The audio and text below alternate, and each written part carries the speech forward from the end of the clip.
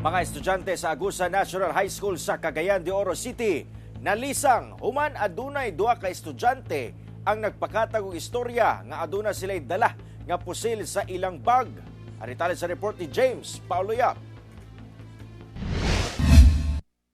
Mikatag sa social media adlawng Martes ang giingong kagubot sulod sa Agusan National High School sa Barangay Agusan sa Cagayan de Oro City pasado alas 12 sa udto.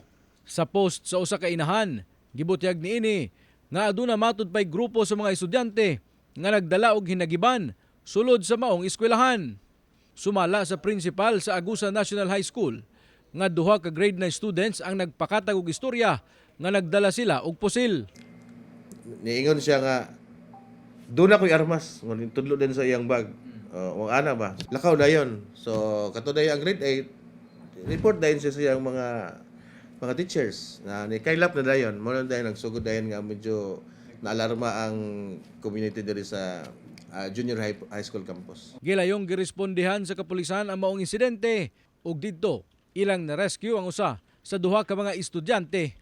Pagrekisa sa bag niini, walay nakitang armas apan adunay duha ka mga pakete sa sigarilyo.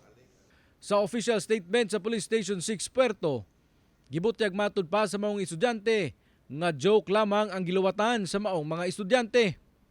Suspendido una ang face-to-face classes sa tanang level sa Agusan National High School. Ug sa karon, aduna nay mga pulis nga nakadestino sa maong eskwelahan. Samtang wala pa to nako maistorya tong bata nga grade 9 student sa Open High School. Di sa ko makapante no. Kamulong mi karong reach out through sa iyong advisor. Nag-modular distance learning ta karon sir no. Karon na siguro sir, karon na kay di man pwede pod nga kuano kay ang learning loss lisod pud kaayo no. Kauban si Makoy Sempron, James Paulo Yap, 1 Mindanao.